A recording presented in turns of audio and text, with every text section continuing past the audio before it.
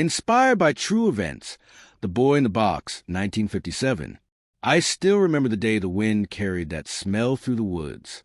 It was February 1957, the kind of winter that made your breath linger like ghosts in the air. I was driving down an old road just outside Brookmere, a quiet suburb north of Philadelphia. The world felt gray, lifeless, like even the sun refused to touch that place. Then I saw it, a small cardboard box lying off the side of the road, half hidden under broken branches and dead leaves.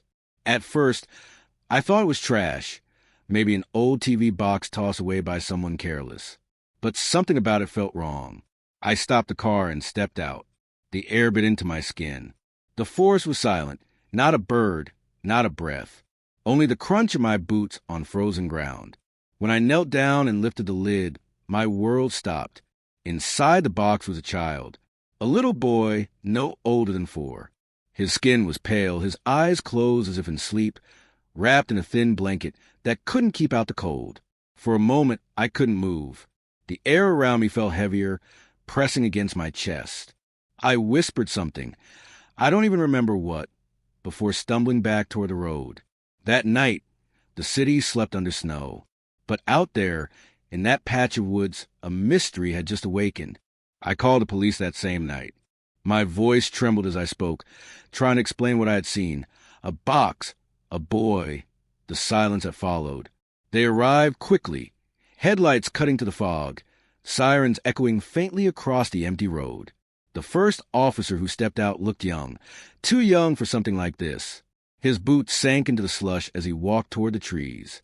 When he opened the box, he didn't say a word, just lowered his head. They began marking off the area, placing small wooden stakes into the frozen ground. Flashlights flickered across the trees. Reporters hadn't arrived yet. For a few hours, it was just them, the boy, and the cold. I remember one of the detectives, Detective Harris, a tired-looking man with gray at his temples. He crouched beside the box for a long time, studying the child's face. When he finally stood, he said quietly, "He looks like someone's son, someone's loved one." But no one came forward. No one called to claim him. As dawn crept over the horizon, they took the boy's small body to the city morgue. The box was carefully lifted, sealed away, and labeled as evidence. The only thing inside with him was a thin blanket, and a few strands of hair stuck to the cardboard. By morning, the news had spread. Body of a young boy found in woods outside Brookmere. The headline felt small, too small for something so tragic. Detectives searched the surrounding area. They found tiny footprints, a few strands of cloth, and a child's cap nearby. But none of it led anywhere. Days turned into weeks, and still, no one knew who he was. They called him the unknown child. But the city would come to know him by another name, the boy in the box. Weeks passed, and the case grew colder with every sunrise. The police had done everything they could. They fingerprinted the boy, photographed him, and checked every missing child report in the state. But nothing matched. It was as if he had never existed. Detective Harris refused to let it go. He worked day and night, barely sleeping, chain-smoking his office, surrounded by stacks of reports and photographs. I'd stop by sometimes. He'd be there, staring at the boy's picture on the wall. "You'd think someone would miss him," he muttered once. A neighbor, a teacher, somebody. But nobody called. Then, in a desperate attempt to give the boy a face the world could recognize, they did something new, something rare for that time. A team of forensic artists took the photograph of the boy and began to reconstruct what he might have looked like in life. They combed his hair, opened his eyes, and took a new picture, a portrait that looked eerily alive. That photo was printed and distributed across the entire city. Post offices, grocery stores, schools, and even diners pinned it to their walls. People stopped and stared, mothers, fathers, strangers passing by.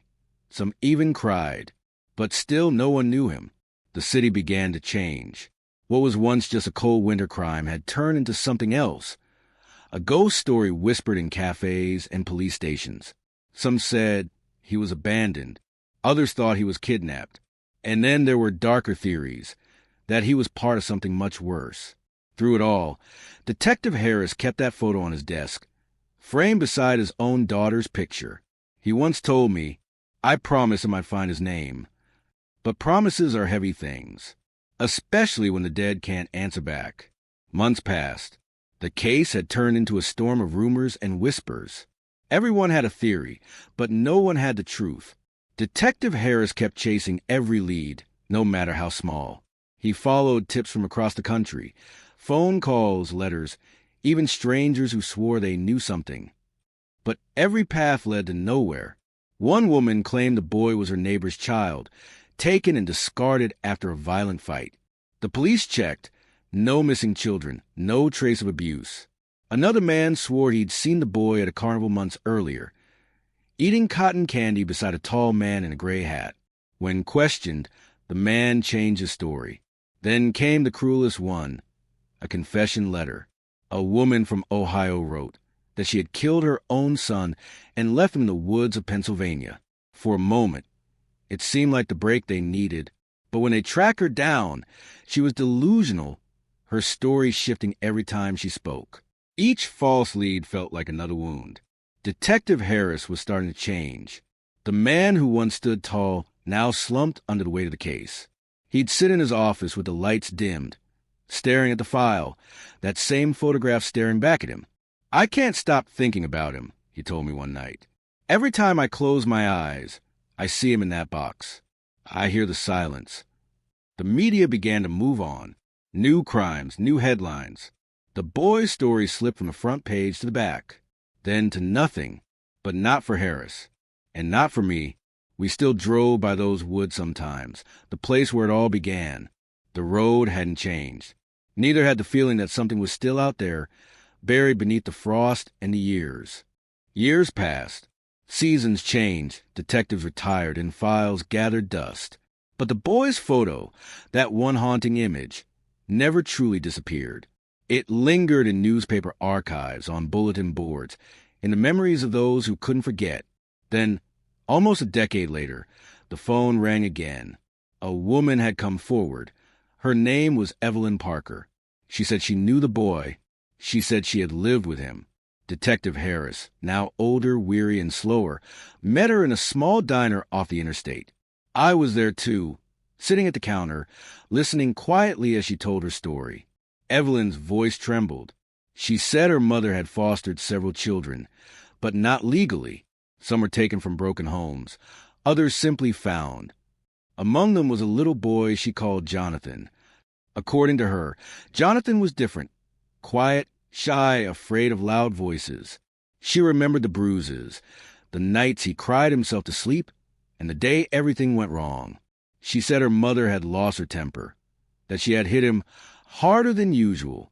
He fell, struck his head, and never woke up. Panic followed. Evelyn claimed she was forced to help wrap the boy in a blanket and hide him inside a cardboard box. They drove late into the night, through woods and back roads, until they left him there alone in the cold. When she finished speaking, there was only silence. Harris didn't move for a long time.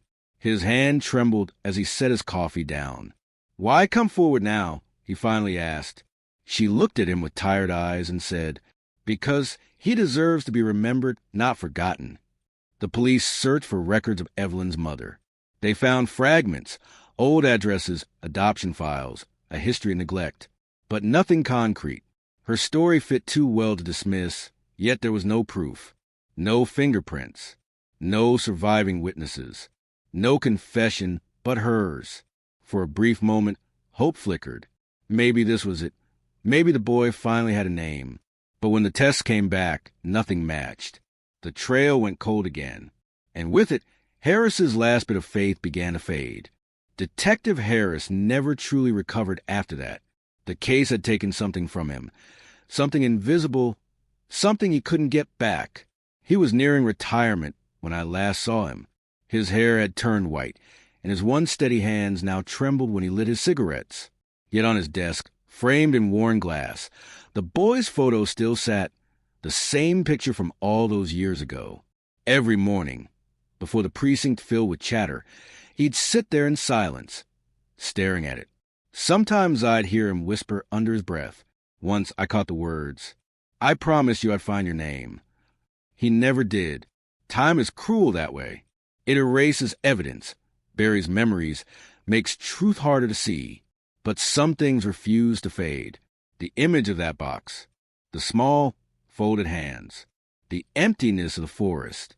When Harris finally passed away, we found something in his desk drawer, a letter addressed simply to the boy. It wasn't long, just a few sentences. He wrote, "You were more than a case file. You were someone's child, someone's light.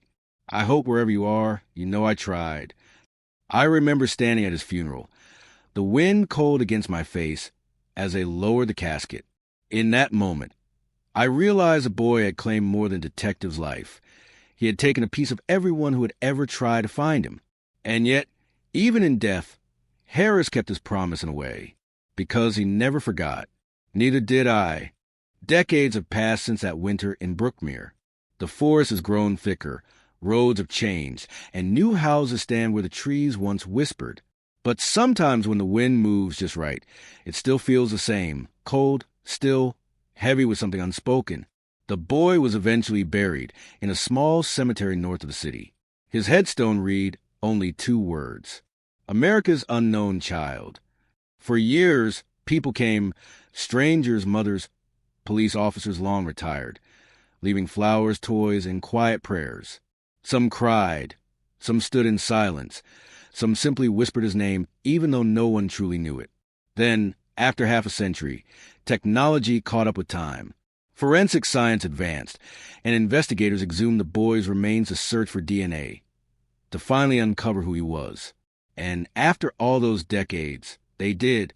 He had a name, a real name, one that had been hidden in the shadows of neglect, lost in a system that failed to protect him.